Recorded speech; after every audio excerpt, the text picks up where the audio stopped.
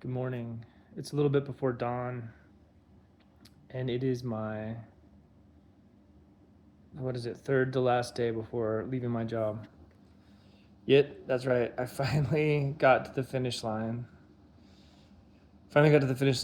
I feel just an overwhelming sense of relief, um, which is weird to it's a little weird to be walking away from a steady job, like a good job and a steady paycheck, but for me, there was this feeling every day when I would show up to work of just like being completely out of flow, being completely out of alignment with who I know myself to be. And I'm sure many people can relate to that feeling where you're like, your rational mind has convinced you for all sorts of probably good reasons to go to work in a certain profession or to continue at a certain job or a relationship or whatever, where you um, just really don't feel like you're doing the thing that you at your very core want to do. And I don't think it's necessarily because there's something that's more valuable, like in a absolute sense. Although I don't know for a fact. I think it may just be that we often in the modern world are asking of ourselves things that are not biologically things that we evolved for. Like I think there's just endless examples of it actually. Like a big one for me has always been sleep, where I really, really feel better when I take afternoon naps, and it's just clearly that's the way my body is wired, and I've come to refuse to see that as a flaw. I see it as like, no, that's just my natural circadian rhythm for biphasic sleep. And the fact that the world is not set up to be conducive to that, I see as the flaw. So it's like, I think that's one of the things that is true for my mindset in a lot of ways, is that what comes naturally for us as individuals is not inherently um, diseased or sick or flawed. That more often it is the social structure, the type of thing that people like to think of as capitalism. But I think that misses the mark. To call it capitalism misses the mark, because then it becomes a critique of things like property, which you can critique, and there is a critique there. However, a better way to talk about what I'm talking about is industrial society, because the same ills that exist in capitalist societies also exist in communist societies. Like look at China for that, for example. Um, so the issue isn't so much what system of ownership and social control they use. Rather, it is an issue about the scale of the society. So it's like we evolved for tribes and small bands, maybe up to 50 people. And we evolved to do many different tasks with very little specialization. And industrial society asks of us to commit to very, very particular tasks and to have a sedentary lifestyle, or to have, if you're in the building trades, it asks you to do difficult labor in often uncomfortable positions for many hours a day. But the long and the short of it is that we just didn't evolve to do one thing 8 or more hours a day. That's not something that we would have done in most of history, most of the ancestral past. So I think a big part of me leaving my job, the relief is this feeling of I want to build a career that has a lifestyle that is aligned with who I want to be, who I am. Espresso. I want to drink more espresso. No, actually, I don't need to drink more espresso. I drink a lot of espresso already. But yeah, this idea of being in flow, being in creating a lifestyle where I can do something as simple as take a nap. Like having that ability, I mean, and granted, I could do that at my other job. However, it was with an extra layer of kind of dishonesty because they were monitoring my time, not super closely, not as closely as some people who have remote jobs, but for me, it's like I want to live as honestly as possible. I want to live as cleanly as possible in terms of I want to say what I mean and mean what I say. I want to live a unified life, a life that is coherent from sphere to sphere. So I want, to be the same man in all contexts, like to the best of my ability. That doesn't mean I'm going to reveal everything to everyone all the time, but it means that I want to live as few lies as possible while still getting what I want.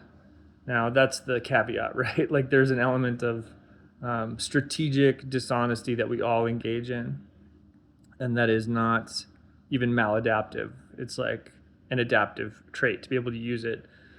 However, when it comes to like how you're earning your daily bread, to me, it created a kind of psychological malaise to be sort of secretly, on the one hand, clocked in at work, but then secretly like needing to lay down and take a nap.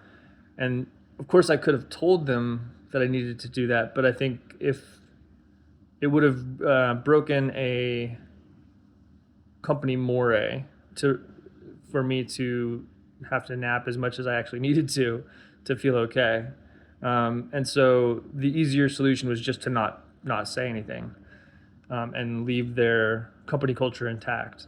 But regardless, the impact of even these kind of subtle dishonesties or subtle areas where you have to conform to someone else's standards or conform to standards that are not aligned with who you actually are, these create what is called allostatic load, which is like a measure of sort of an accretion of small stressors in life. And I think this is something that's been an interesting concept for me because for many years, there was about a 5-year period, maybe even 6-year period where I struggled with my mental health, like really significantly.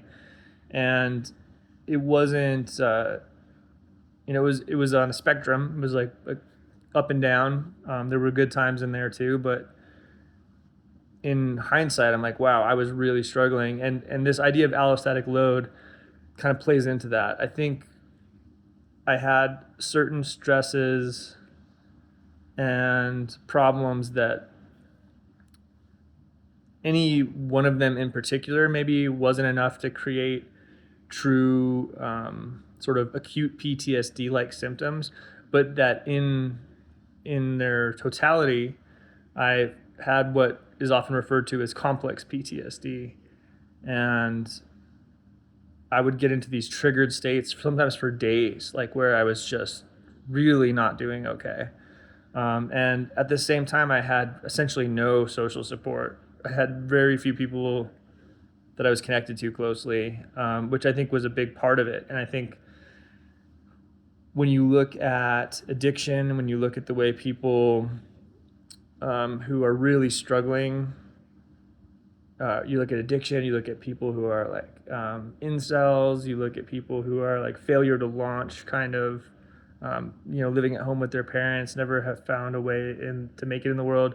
Like there's a lot of common threads, and a big piece of it is like disconnection, right? So I remember years ago I did a podcast interview with a man who was a pastor, and he talked about Thomas Merton, the Catholic monk, and one of his insights was that sin is disconnection. And I really like that that way of framing sin. And that when you're more connected to people, when you're more connected to your community and to the environment, you are more aligned with nature. You're more aligned with what the Taoists would call, the way.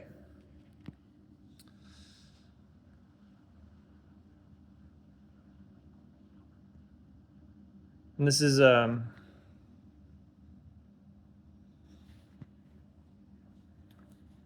being in this state of alignment is like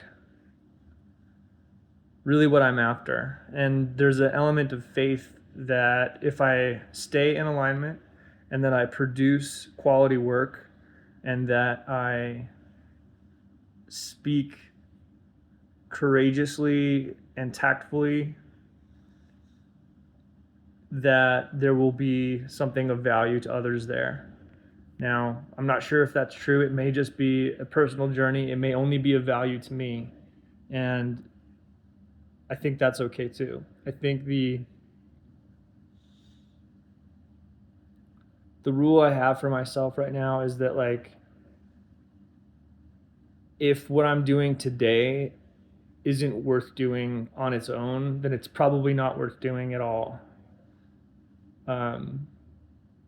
Even if the end result is something that I might want, because that's the trap that we all get stuck in, right? We commit ourselves to projects, to a lifestyle, to jobs, to movement in our lives, to things that we in the moment do not feel aligned with, we do not feel in flow with. And we do so because we have a vision of where we want to get to in the future.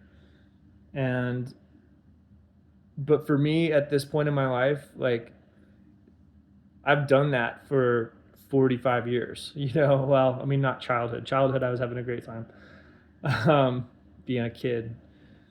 But for my professional life, my entire professional life has been trying to pull myself up out of the, ranks of, being basically in poverty, to middle class life, to being an entrepreneur and, making some actual capital, actually having a little bit of capital, very little, as far as like, it's like I barely scratched the surface of getting out of the rat race. And so I've got a little tiny bit of capital and I've been trying to, like, desperately hold on to it, right? To not fall back into just wage slavery. But the reality is it's not enough money to actually do that. Like, it basically is enough to help me with retirement or something like that, or help me get my kids through college. And so I've been kind of clinging to it for those reasons, but realizing that it's not worth clinging to. Like, nothing is worth clinging to because you could die tomorrow. And obviously that's an extreme example. But the reality is, if there's any possibility of living the life that you want today, that's a better choice than never living that life. Do you see what I'm saying? Like, I think so many of us were convinced that we should do things in a certain way, and a lot of it's like relationship pressures. Like, as a man, like, there's a lot of pressure that comes from women, if you're a heterosexual man, to fulfill their needs as a provider, as a partner, as a person to raise children with or whatever. And I think a lot of men feel these pressures, and they can be rewarding sometimes to go on that path. But I think for the most part, men and women both are doing these things. We're like going down these paths that are sort of prescribed for us by society and by the stories that we tell ourselves, that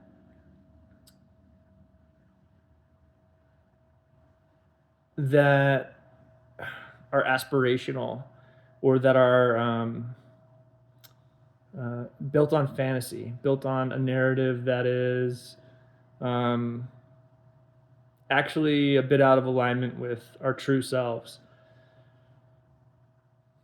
And sometimes the only way we can know that is by going a bit down that path. Like, I think that's another lesson I've learned with working in startups. Like, sometimes you have to go down the path of starting a business, making a business plan, doing some initial research, taking some of those initial steps of building a team or whatever it is, before you realize that it's not a good path, or that like actually you can't do that path. So it's okay to go down the wrong road, but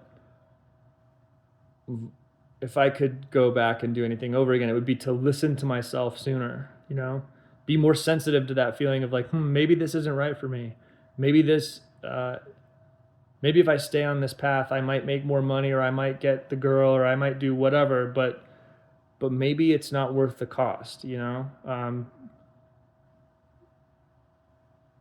just like, that's a big theme, is just like becoming more sensitive, becoming more sensitized, right? So like, to be able to feel your intuition, to hone your intuition, to hone your sense of self. Anyway, I'm fucking excited to basically just finally have enough faith in myself to be willing to like risk that little bit of capital that I've, you know, um, built on living in flow and trying to like create something of value for others. Taking basically just, I mean, all I'm really risking is like ending up broke in a couple years. Like, that's fine, I guess. And maybe that is like the way, right? In the Taoist sense. I think that's another thing I've been thinking about a lot with Taoism, is like, there's no, like, hoarding comes at a cost to your soul, um, to your spirit, and it comes at a cost to others. There's something healthy about having money back in circulation, right? To not hoarding. And I think that's for everyone who's in the wage slave side of things, which is most of us, right? There's a feeling of resentment that we can have for the people in the upper class who actually have accrued enough capital to where they've gotten into orbit. They don't need to worry anymore. And there's something, I'm like, I have shit on my face. I just got up. The sun just came up, and it's the full moon today. And I've been having a little bit of health problems too, but whatever. That's like also my own fault. Yeah. In pursuit of optimization, I sometimes overdo it, like that's the reality. Like, push myself too hard, or um, whatever. Anyway, if you've made it this far, I really appreciate you spending some time with me. I think my goal is to be just super real, authentic, try to get out of my own way, try to stick to communication that feels valuable, try to be funny, try to not take myself too seriously, try not to take the world too seriously, to be a counterpoint to sort of the more polished YouTube creators. I don't want to be polished. I don't want to be inauthentic. I don't even want to be like 100% reliable episodic currency to be, for you to be addicted to. I would rather be somebody that feels like a friend, and that feels like a provocateur that is encouraging you to embrace yourself, embrace your weirdness, embrace whatever, whatever your path is. I also want to be something of an intellectual saboteur. I want to put in everyone's hands a crowbar to make some wiggle room in a industrial system that doesn't truly have our best interest at heart as individuals. And I want to unpack some of the dishonesties that we tell ourselves to feel better about how we live, and to bring together the good and the bad, the light and the dark within ourselves. I want us to be able to openly confront and admit the fact that we aren't good people, that we are complex people, and that everyone has the capacity for harm, and that everyone has the capacity for grace. And I think there's something extremely healing about bringing the light and the dark in ourselves together, and bringing them both into the light. Because I think if we start to see ourselves that way, we can start to see society that way, and we can start to understand the actual mechanics that are going on around us, and get out of our scripts. We have so many scripts that we tell ourselves about us versus them, and we believe our own bullshit. You know, that's the biggest thing. It's like we believe that we are the victims, or that we are the people who believe in justice, or whatever it might be. When the reality is that we are just animals. We're just monkeys, and we're vying for position, and we're vying for resources and safety, and we are enacting a covert calculus that is omnipresent in the back of in the low levels of our thinking minds. We're constantly optimizing, and sometimes this aligns with things that we might call good, and sometimes it aligns with things that we might call selfish. And there's deeper levels to look at it through. There's better ways to look at it through than just this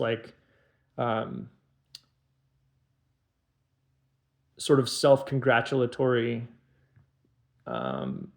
version of right and wrong. And anyway, that's a big thing that I'm passionate about unpacking, because I believe that by doing so, we'll uncover optimizations and choices that we've hidden from ourselves, that we've hidden from view, and that we'll know ourselves more fully, and that in knowing ourselves more fully, we will